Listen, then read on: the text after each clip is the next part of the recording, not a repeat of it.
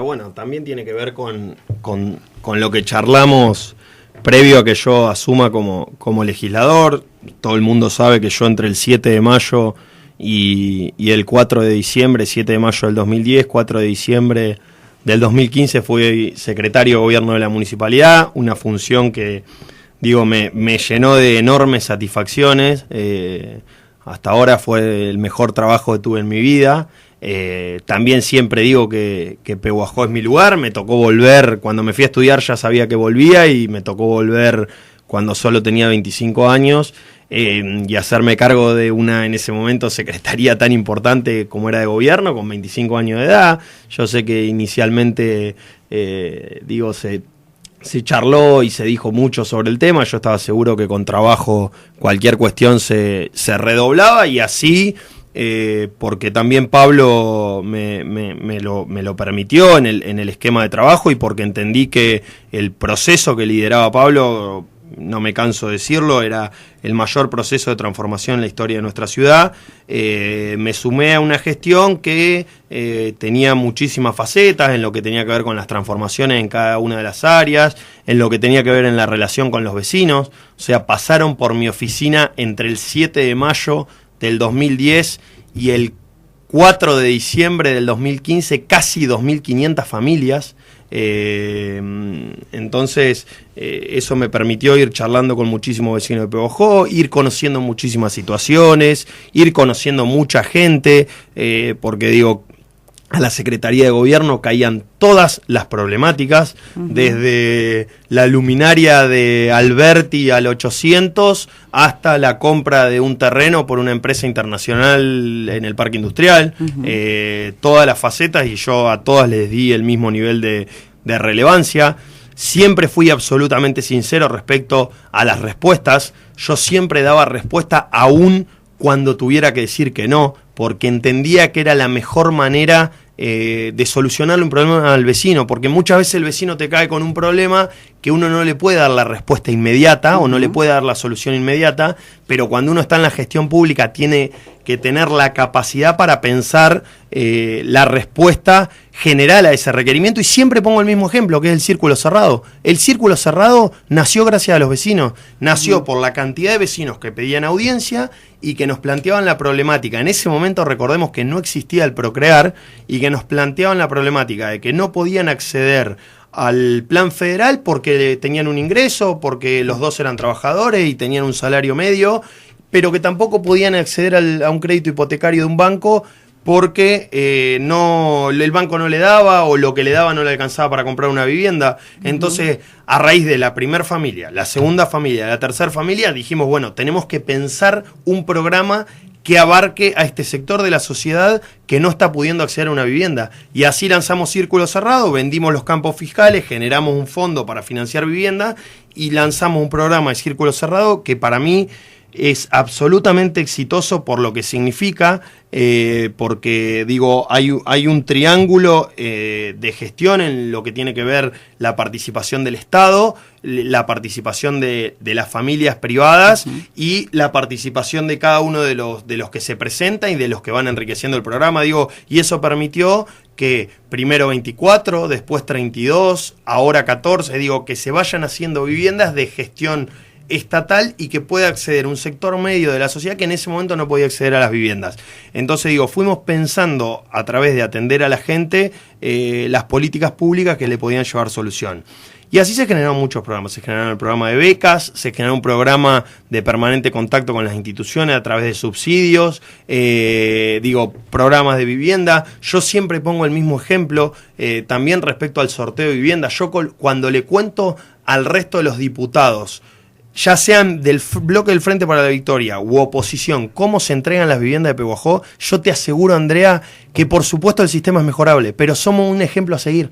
En ningún municipio de la provincia de Buenos Aires se le da intervención a la cantidad de trabajadoras sociales que se le da en Pehuajó. En ningún municipio de la provincia de Buenos Aires se publican los listados de la manera que se publican en Pehuajó, pero hay algo fundamental. En ningún municipio de la provincia de Buenos Aires se juntan las 1000 familias en un lugar para vernos todas las caras y que la entrega definitiva de la vivienda sea después de un proceso de un año y medio de trabajo que depende de un número y ya del azar, porque la verdad es que yo no me siento capaz para decir que la familia 3 tiene más necesidad que la familia 5, porque siempre digo que las necesidades son relativas a cada una de las familias. Entonces, en este marco de profundización de cada una de las políticas que llevamos adelante, lo que cuando nos tocó hacernos cargo de la banca de diputado provincial, empezamos a proyectar muchas de estas políticas al resto de la región. Una de ellas fue el programa de becas Poder Estudiar. El monto de becas de la legislatura para cada diputado es muy importante. Cuando yo vi el monto que era, digo, bueno, yo tengo que hacer absolutamente transparente la manera en que se entregan las becas, por lo menos del fondo que yo tengo asignado para entrega de becas. Entonces, si de un programa que está destinado a hijos de pequeños productores, de comerciantes, de trabajadores, de becas para estudiantes de universidades que estén o no estudiando en nuestra ciudad, o sea, esto también tiene que quedar claro, no necesariamente tienen que ser personas que estén estudiando fuera de su ciudad, sino pueden estar estudiando o a distancia o pueden estar estudiando, viviendo en nuestra ciudad, pero estudiando como puede ser los que estudian en ciudades de acá a 80 o 100 kilómetros. Y digo, y que tenga un doble impacto. En primer lugar, que sea un impulso económico en términos reales, por eso el monto de la beca todos se asombran, y es de 15.000 pesos, son 10 entregas de 1.500 pesos por mes. Y en segundo lugar, que cada uno de esos estudiantes tenga un proyecto en su cabeza que tenga impacto comunitario. Desde algo muy micro y muy pequeño, como arreglar los bancos de una plaza de un barrio, digo pequeño en términos de gestión, pero para ese barrio es el proyecto más importante que quizás va a tener en mucho tiempo, o algo macro como puede ser un estudiante de química respecto a cómo reacciona la determinada población con las fumigaciones en el área periurbana. Digo, cualquier tipo de proyecto. Entonces lo que nosotros pedimos es que nos manden la documentación y que nos digan cuál es el proyecto que tienen. ¿Cómo vamos a seleccionar? Es muy simple y muy objetivo. En primer lugar, tienen que cumplir los requisitos. En segundo lugar, queremos que haya becarios de cada una de las 19 ciudades de la cuarta sección electoral. Por supuesto que va a haber más de Pehuajó, porque no me canso de decir que Pehuajó es mi lugar en el mundo, por eso mi oficina está en Pehuajó, por eso la luz prendida de la noche.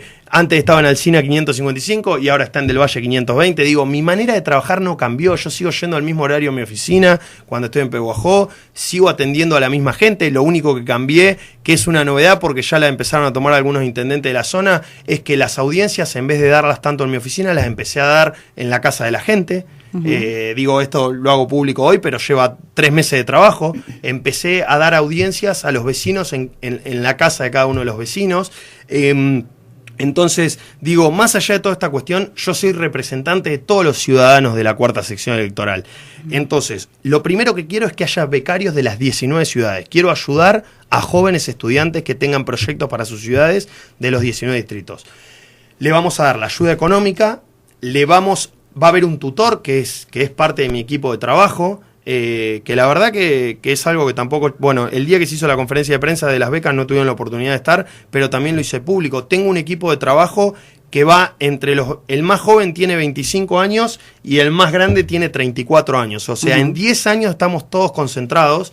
Entonces somos un equipo de jóvenes que tiene muchas ganas de transformar la realidad. Bueno, uno de esos jóvenes que es profesional y que tiene un estudio universitario y que ha pasado por la facultad y que también tiene muchas ganas de transformar la realidad de muchos jóvenes, va a estar a cargo de todos los becarios, en un sistema de seguimiento absoluto, para elaborar su proyecto, para sacar la cadena de pagos esta que le vamos a dar de beca, pero también para ayudarlos, porque hay muchos vecinos que por ahí quieren comprarse un material bibliográfico. Un estudiante de abogacía por ahí quiere comprarse a partir de la modificación del Código Civil y Comercial de la Nación, bueno, su primer tratado de derechos. Digo, desde la legislatura tenemos un montón de herramientas que yo voy a poner a disposición de cada uno de los jóvenes. Y después yo voy a hacer que cada uno de los jóvenes se sienten con distintos actores de la política a nivel local de su ciudad y a nivel provincial, de distintos partidos, porque un joven que tiene 18, 19, 20 años, está estudiando en una universidad y además tiene un proyecto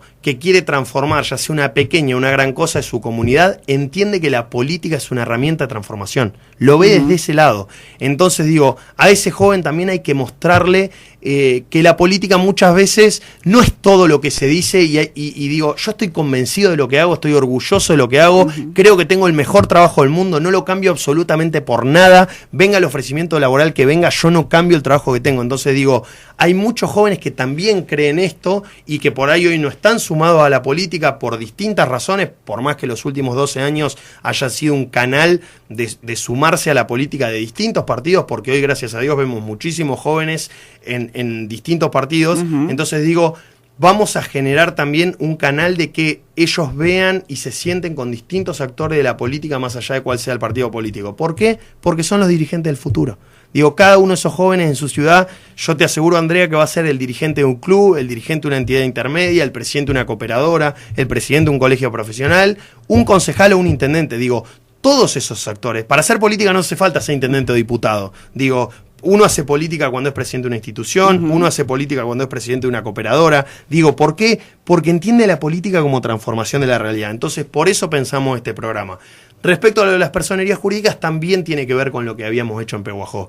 Nosotros vimos, y no hay ninguna entidad intermedia, ya sea cooperadora, ya sea club, ya sea ONG, la que sea, que en Pehuajó pueda decir que durante 8 años nosotros no le atendimos un requerimiento. No la hay. ¿Por qué? Porque entendemos esto, porque entendamos que las entidades intermedias son parte de nuestra comunidad y si a las entidades intermedias le va bien, a nosotros nos va bien como municipio. Digo, porque cada entidad intermedia, digo, bomberos es la entidad intermedia por excelencia que si le va bien a todos los pehuajenses. Los clubes son las entidades intermedias que si en lo deportivo le va bien y en lo social hacen un trabajo como el que hacen muchos clubes de Pehuajó, nos va bien a todos los pehuajenses. Entonces digo, bueno, una de las herramientas fundamentales para darle a esa entidad intermedia herramientas de gestión es que tengan su personería jurídica.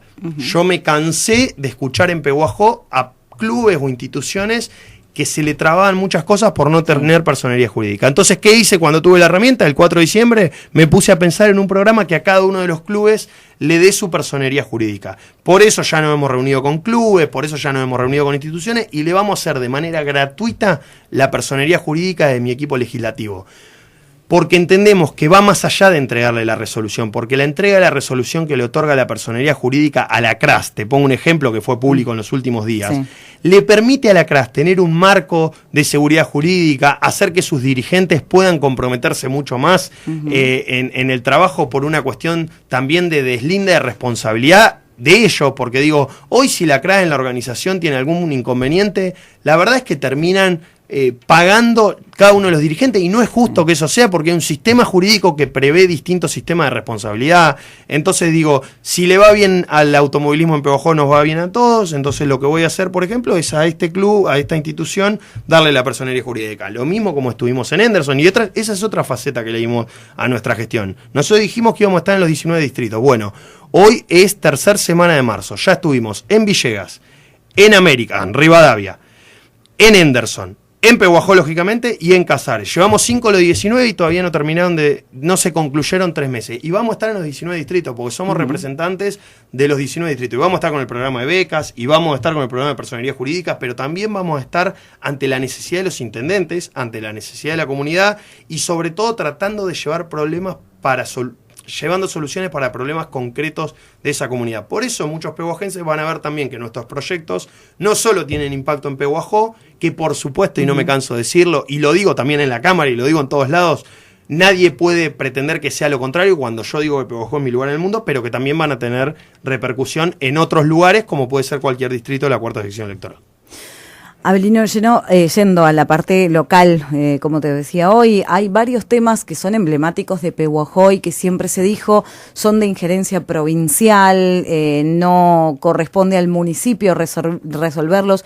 Hoy, como diputado provincial, un poco más cerca de la puerta donde se pueden solucionar, se está trabajando en el tema, por ejemplo, del agua, que es tremendo, más allá de la obra que se puede estar haciendo y demás, para el mientras tanto, para el hoy. El pehuajense hoy debe hacer fácil 2 meses que no tiene agua. No hay agua ni una gota y más allá, insisto, de las obras a futuro que se puedan hacer, hoy no tenemos solución. Andrea, lo hemos charlado muchísimas veces al tema. Vos sabés que yo tengo una posición bastante crítica respecto a ciertos comportamientos de ABSA, y la tenía cuando el gobierno de la provincia de Buenos Aires estaba a cargo del Frente para la Victoria, y la voy a seguir teniendo respecto a ciertas cuestiones que tienen que ver con el funcionamiento, aún hoy cuando el gobierno es de Cambiemos. Digo, el cambio de signo político en el gobierno no cambia mi postura respecto al tema del agua.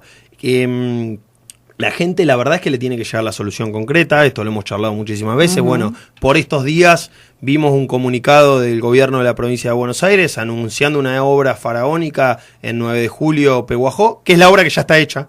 O sea, no se anuncia ninguna obra porque es una obra que ya está hecha. Lo que sí es real es que hay que darle un impulso al tema para que la obra que definitivamente está hecha traiga solución a cada uno de los vecinos de la provincia de Buenos Aires, que es terminar con el enlace final, que es un problema histórico entre la IPAC a nivel nacional y entre la provincia de Buenos Aires. Después hay una discusión respecto a las tarifas en la que vamos a ser parte. Digo, por estas semanas va a haber una audiencia pública respecto al aumento de tarifas, y yo en eso soy crítico, como soy crítico de los otros aumentos de tarifa de la energía. O sea, yo fui muy crítico que Bomberos Voluntarios de Pehuajó pase a pagar de 800 pesos de luz a pagar 1.600, o que una empresa de Pehuajó de pagar 19.000 pesos pase a pagar 50.000. Digo, en eso fui absolutamente crítico y lo voy a seguir siendo. O que un vecino de Pehuajó que vive en el barrio Fonaví 1, casa 116, pague de 400 pesos a 900 pesos, digo, porque eso golpea directamente el bolsillo de la gente, porque cuando le aumenta a una empresa, aumenta los costos, y eso es aumento de costos de los productos que la gente consume. Cuando le aumenta a un vecino, le saca dinero del bolsillo. Cuando le aumenta a una institución, perjudica a la institución. Digo, la misma postura crítica voy a tener frente al aumento de tarifas de ABSA, que se está hablando del 100%, sobre todo porque en ABSA hay algo aún más grave, que es que el agua no llega. Entonces, digo, hay un aumento de tarifas frente a algo que no llega. Nosotros estamos trabajando en un proyecto, cuando digo nosotros siempre hablo de Abelino Zurro y su equipo de trabajo, respecto a lo que tiene que ver con el funcionamiento de ABSA, y las decisiones que me parece que hay que tomar, pero absolutamente claro, Andrea, tu pregunta, y acuerdo, y lo mismo que te contesto siempre. La gente de Pehuajó necesita una solución. Nosotros entendemos que un gran avance es la obra, que se anunció por estos días y que la obra ya está hecha, o sea, no hay ningún anuncio que hacer porque la obra está terminada, pero sí, y en esto también nos vamos a involucrar con este proyecto que estamos terminando de redactar. Necesitamos que la obra finalmente se ponga en funcionamiento. ¿Para qué? Para probar si la inversión que hizo el gobierno de la provincia de Buenos Aires para traer agua desde los pozos 9 de julio hasta Pehuajó finalmente funciona. Yo siempre digo que soy optimista respecto al tema. ¿Por qué? Porque cuando la obra se probó, mucha gente que no recibía agua durante años dijo que había recibido. Sí. Entonces, yo por ese lado soy optimista. Ahora también soy muy cuidadoso por todos estos temas que estamos charlando de ABSA, y por supuesto estoy a la expectativa de ver qué ocurre. Pero lo mejor que le puede pasar al gobierno de la provincia de Buenos Aires y a cada uno de los pehuajenses es que el tema del agua se solucione. Las tarifas, las tasas municipales también han tenido un incremento notable. En ese caso también mantenés esta misma postura de los tarifazos que se están dando en diferentes cuestiones, llámese luz, llámese agua y llámese también los impuestos municipales. Sí, primero no hay ninguna tasa municipal que haya aumentado más de lo que aumentó la luz, de lo que aumenta el agua o de lo que va a aumentar el gas. Pero rondan el 60, 100. Sí, está bien. El 60%, lo que pasa que el agua, la luz aumentó en la escala menor el 150%. Sí. Después, el esquema de tasas, de aumento de tasas, se hizo respecto al alumbrado público en escalas y en categorías. Y hay algo fundamental que tiene que ver con el nivel de respuesta y el servicio del Estado, y que también las tasas tienen que ver con una situación macroeconómica que nosotros estamos en absoluto desacuerdo. La municipalidad, para funcionar, tiene que comprar fundamentalmente bienes y servicios. Cuando a la municipalidad, para que funcione, para que la motoniveladora funcione, para que se le cargue gasoil al camión que recolecta los residuos, para que, todo el organismo de municipalidad funcione, la municipalidad tiene que adquirir bienes y servicios. Esos bienes y servicios, a partir de la devaluación que llevó adelante este gobierno, tuvieron un salto absolutamente cuantitativo.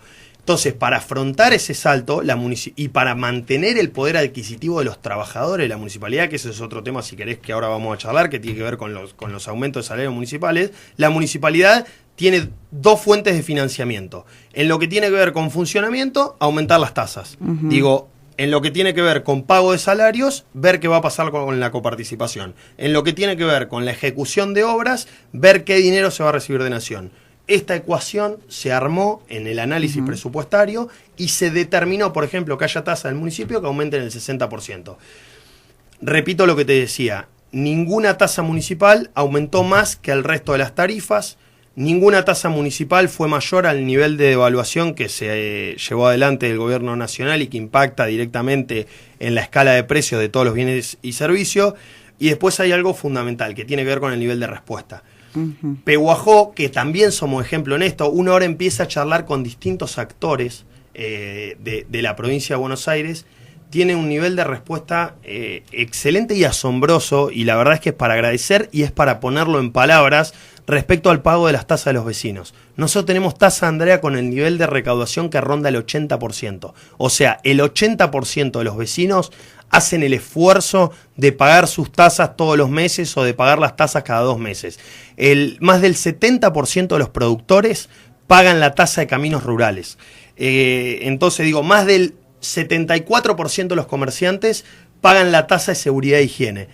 Esto se llama nivel de respuesta o porcentaje de recaudación. ¿Cuál es mi análisis? Que cada uno de los contribuyentes ve un nivel de respuesta del Estado y por eso paga las tasas. O sea, el vecino paga las tasas porque ve que el camión recolector le pasa todos los días a juntar la basura, porque ve que su calle está limpia, porque ve que o le asfaltaron su cuadra o le asfaltaron a la vuelta, porque ve que a 2 cuadras le alumbraron o porque ve que cuando hay que arreglar las calles las arreglan. El comerciante paga la tasa de seguridad e higiene porque ve que se invierte en los espacios públicos y esto le da movimiento a la ciudad. Hay un montón de razones de política económica por los cuales los contribuyentes pagan sus tasas. Entonces, la evaluación es esta. Ahora, yo no considero que sea comparable en términos económicos el aumento de tasas que hubo de la municipalidad respecto al aumento de tarifas o a la devaluación. Siempre digo lo mismo, el mejor economista es el vecino y el mejor economista lo tiene cada uno de los vecinos en su bolsillo y es quien evalúa todo lo que ha pasado en estos últimos 90 días.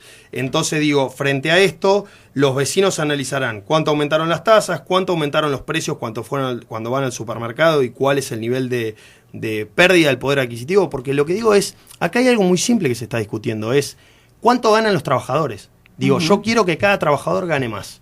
Macri quiere que cada empresa minera gane más, porque cuando Macri traslada 3.700 millones de pesos a 10 personas, o sea, a 10 personas jurídicas, que son 10 mineras, y no da una definición de política económica respecto a los precios, el titular del INDEC medía la inflación hasta el 10 de diciembre con 7 personas a cargo en su consultora. Hoy tiene el INDEC toda la estructura y no puede medir la inflación, ni siquiera con su consultora, no la midió más. Entonces yo también lo del INDEC lo discuto, pero con la misma frase que cada vecino tiene el mejor economista en su bolsillo, entonces cada vecino sabe cuánto aumentó la leche en el 2013, cuánto en el 2014 y cuánto lo hizo ahora. Sé que ustedes tienen varias carnicerías de auspiciantes, pregúntenle cuánto aumentó la carne en los últimos 60 días, cuánto aumentó en el 2014 y cuánto aumentó en el 2015. Y cada uno de estos bienes que compran los vecinos, y el aumento de la tarifa de energía, y el aumento de la tarifa de gas, y el aumento de la tarifa de energía, que no se está diciendo toda la verdad. Acordate lo que yo te digo hoy, Andrea, y yo no soy adivino, te lo estoy diciendo con información. Se viene otra discusión del aumento de la tarifa de energía en julio-agosto, porque el secretario de Energía entiende que el valor del megavatio no tiene que ser 80 y 90 como era en la época del kirchnerismo, tampoco tiene que ser 320 como el aumento que dio ahora, sino que tiene que ser 720. Entonces el mismo secretario de Energía de la Nación es el que va a llevar la discusión a la tarifa de energía eléctrica en julio-agosto. Pero todas estas cosas, lo duro de todo esto es que termina golpeando en el poder adquisitivo de los trabajadores. ¿Qué es el poder adquisitivo de los trabajadores? Cada oyente lo sabe perfectamente. la cantidad de bienes que se podía comprar hace un año, la cantidad de bienes que se podía comprar hace 2 años y la cantidad de bienes que se puede comprar ahora. Yo siempre pido el ejercicio individual de las cosas, que cada vecino cuando termine esta nota se siente con un papel y un lápiz y vea con su salario qué compraba en el 2014, qué compra en el 2015 y qué compra ahora. Y si le sobraba dinero o no para tener un momento de ocio o poder irse de vacaciones a fin de año, y si ahora cree que le va a sobrar dinero. Digo, ayer hablaba con un amigo que está en el rubro de calzados y me dijo que ya nota que la gente está bajando la calidad de la zapatilla que compra. Digo, esto es pérdida del poder adquisitivo de los salarios de los trabajadores. Por supuesto que es absolutamente negativo. Lo único positivo de todo esto es que son ejes que se discuten y que hay que ponerlos en palabras. Y que de mi lado yo estoy dispuesto a discutirlo con quien sea. Ahora, frente a la crítica de la cadena nacional permanente que había antes del 10 de diciembre, la crítica que yo hago, o sea, la crítica que hace un sector, ¿no? La crítica que yo hago es, hay un montón de temas, Andrea, que hoy no se charlan, que hoy no se conversan, que hoy no se hablan. Entonces digo, me parece absolutamente importante tu pregunta, que creo que la contesté, pero digo, también me parece importante que sinceremos y preguntemos y pongamos en agenda pública todos estos temas de discusión. Porque si no, los dirigentes que hoy están a cargo del gobierno subestiman a la gente. Y yo digo que la gente es imposible subestimarla. Uno la puede subestimar por un tiempito muy corto, pero después la verdad, la mejor verdad es la realidad y la tiene cada uno de los vecinos en su bolsillo, ¿no? Hay otro tema también local que tiene que ver con una llegada provincial, hace años que se está discutiendo, y es el funcionamiento del frigorífico. Los vecinos siguen preocupados, los trabajadores también. Hay dos cosas que son problemáticas y no son compatibles. Por un lado, los trabajadores merecen tener su puesto de trabajo. Por otro lado, los vecinos merecen vivir un poco más tranquilos y sin los olores y todos los inconvenientes que causa esta empresa. Históricamente se ha dicho en cada elección, porque es en el único momento en que se ha hablado de este tema, que se iba a buscar una solución. ¿Existe ahora con este contacto a nivel provincial o con este acercamiento al nivel provincial la posibilidad de dar una solución definitiva a esto? Yo, Andrea, perdóname que te corrija, yo he hablado del tema frigorífico no solo en términos electorales, sino cada vez que se me preguntó el tema frigorífico, yo lo he hablado, he dicho lo que pienso respecto al tema cuando me tocó ser secretario de gobierno y lo voy a hacer ahora siendo legislador. Creo que en el frigorífico se ha planteado una falsa dicotomía, históricamente, que es empleados o vecinos. Digo, y lo ha planteado desde las autoridades del frigorífico, desde la oposición, digo, y es absolutamente falso, no es empleados o vecinos. Yo creo que tenemos que ir por una solución de empleados y vecinos. Digo, es la solución a la que tenemos que llegar. Nosotros no hemos hecho más que cumplir cada uno de los plazos que ha determinado los procedimientos. Digo, para no irnos tan atrás, pero sí es importante contarle a los vecinos los 3 o 4 últimos años de lo que sucedió en el frigorífico. Primero hay que decir que el frigorífico, cuando se abrió, se habilitó en una zona que no se debía habilitar. Ese es el primer error garrafal que se cometió desde una gestión anterior en respecto al frigorífico de Pehuajó. Con también esta excusa de la falsa dicotomía, empleados sí, vecinos vemos, y digo, esa es la primera cuestión. Después transcurrió el tiempo, se hizo cargo una firma del frigorífico que pretendió la habilitación definitiva que nosotros no otorgamos jamás. En el medio hubo un accidente gravísimo en el frigorífico que nadie me contó porque lo vi con mis propios ojos, porque llamaron al municipio, siempre cuento la misma historia, llamaron a la municipalidad pidiendo una máquina que se había desmoronado un pozo. Inmediatamente fui al lugar y justo Pablo estaba de viaje, así que fui al lugar y la máquina también, y cuando llegamos al lugar nos encontramos con que en realidad no era un pozo, sino 4 trabajadores que simultáneamente, en la intención de ayudar uno al otro, se habían caído a un lugar que contenía productos químicos y que bueno, y que tuvo el resultado que todos sabemos. A partir de ahí intervino el OPDS, digo intervino porque las intervenciones del OPDS hasta ese momento no habían sido con resoluciones definitivas. Intervino el OPDS y le dio al frigorífico 2 años para trasladarse de ese lugar. El plazo de 2 años se cumplió el 31 de agosto del año 2015.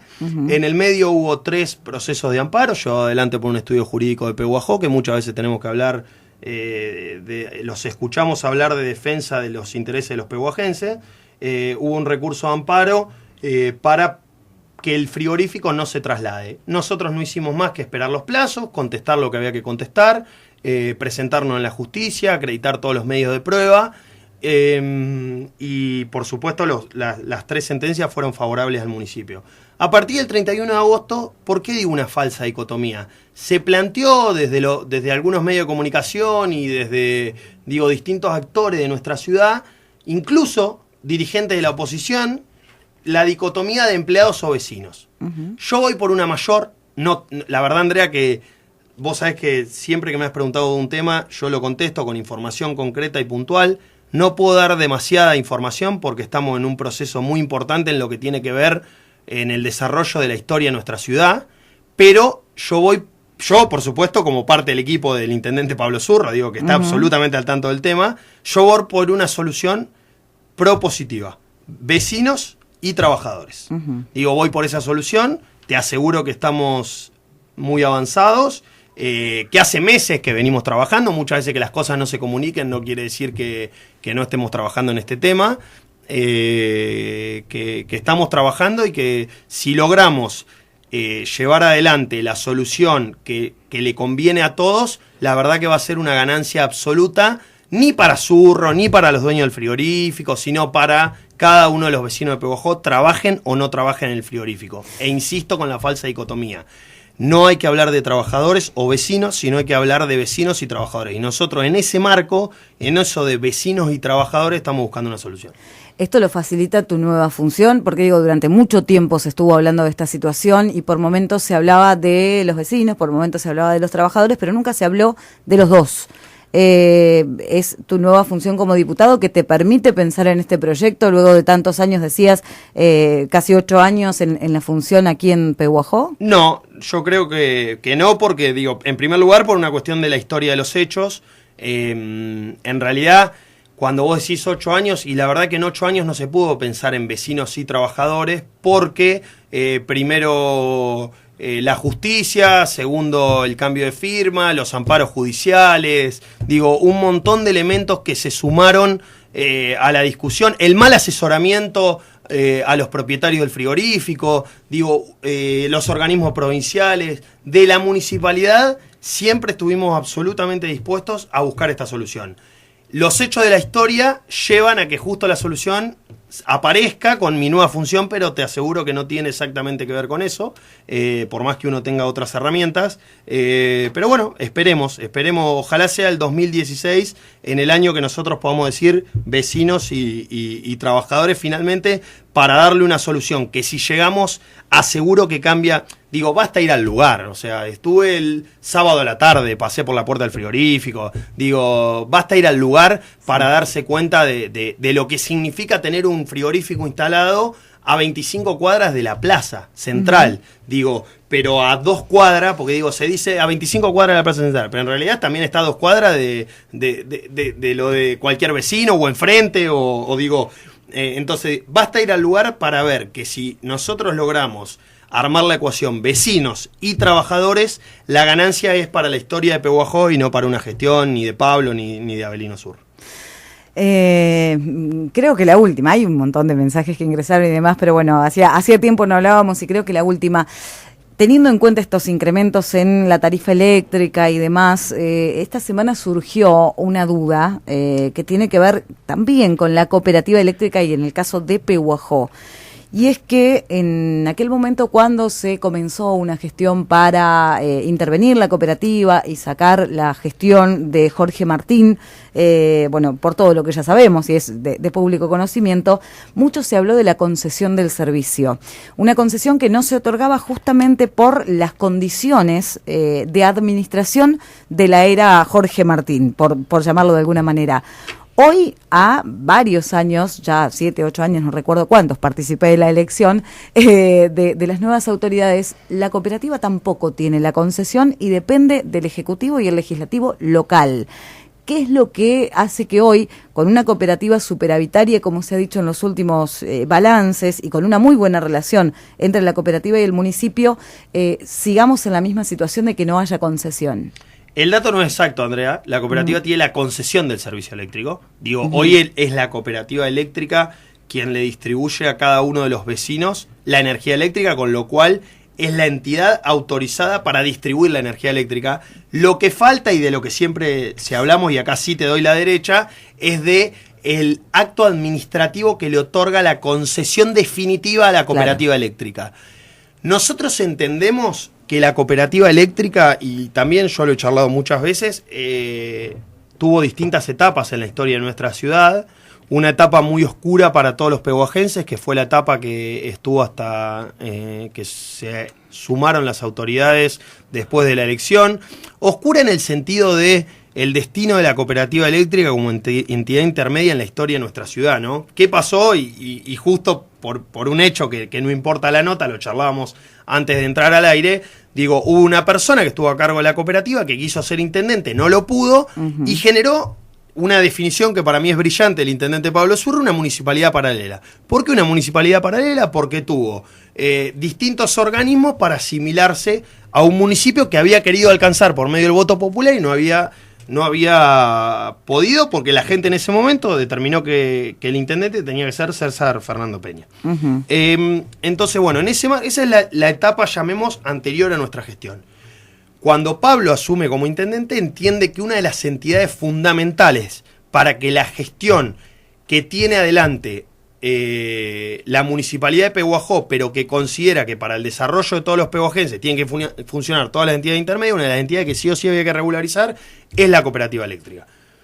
Se dicta la intervención por intermedio de un juzgado federal, se regulariza en términos electorales la cooperativa, hay una elección de autoridades con un primer proceso a cargo de un presidente y ahora con el proceso a cargo de la presidencia de Raúl García. Yo entiendo que la cooperativa no es el fin en sí mismo, que es un proceso. Por supuesto que la cooperativa ha tenido un avance gigante en un montón de cosas. No es la misma cooperativa la de hoy que la que teníamos hace 5 años, pero también entiendo que a la cooperativa le faltan cosas por mejorar y por solucionar.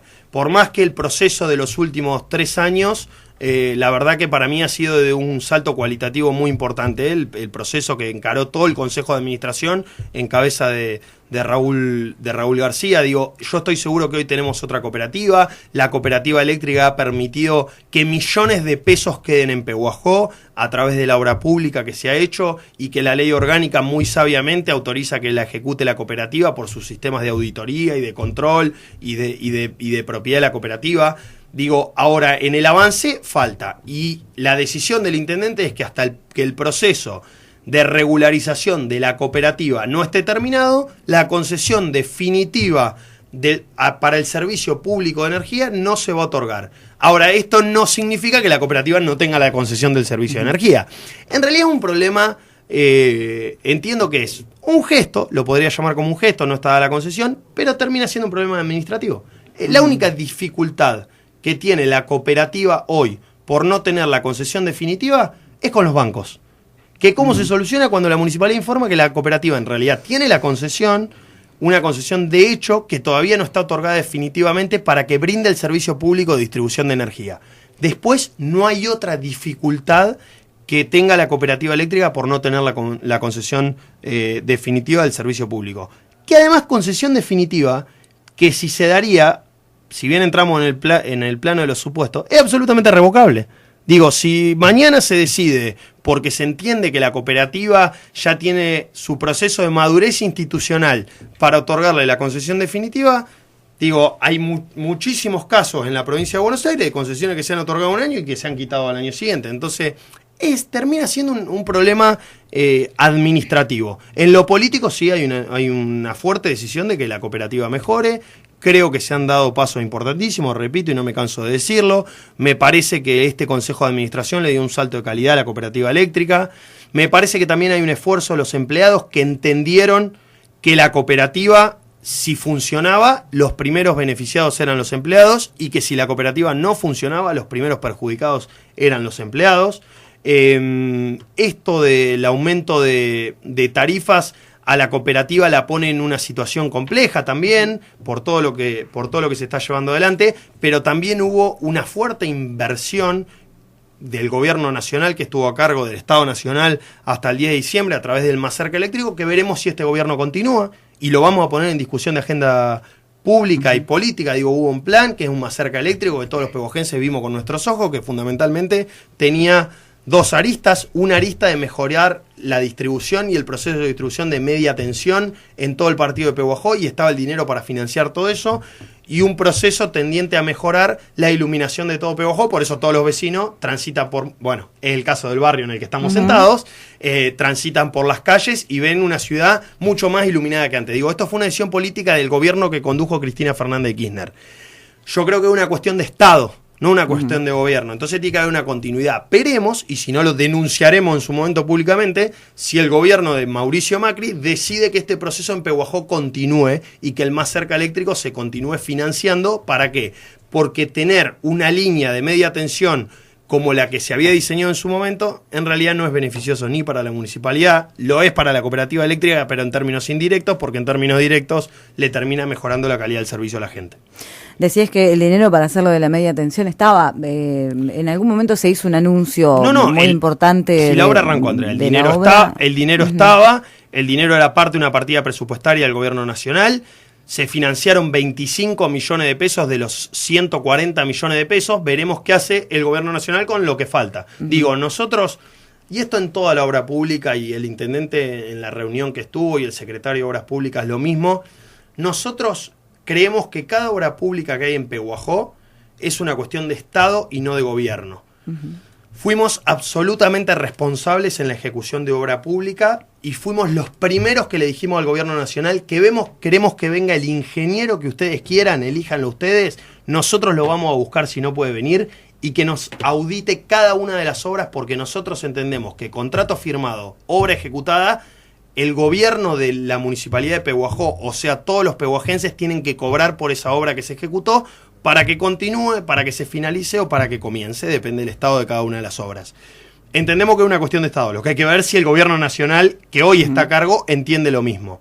Creemos que lo va a entender, porque digo, no es Zurro el que se lleva las viviendas y se hacen, no es Zurro o Fanti quienes se benefician con el Más Cerca Eléctrico, sino que es cada uno de los pehuajenses que puede, digo, mejorar su calidad de vida si estas obras se ejecutan. Entonces, como es cada uno de los pehuajenses los que se benefician, por eso entendemos que es una cuestión de Estado. Abelino, muchísimas gracias. Como siempre, bueno, hay, como te decía, preguntas a montones, pero bueno, queríamos hoy en este primer contacto, en esta función como diputado, hablar de muchos temas que teníamos pendientes, y seguramente habrá algunas otras comunicaciones, tal vez no tan extensas, pero para llevarle también la respuesta a la gente. Bueno, gracias a ustedes.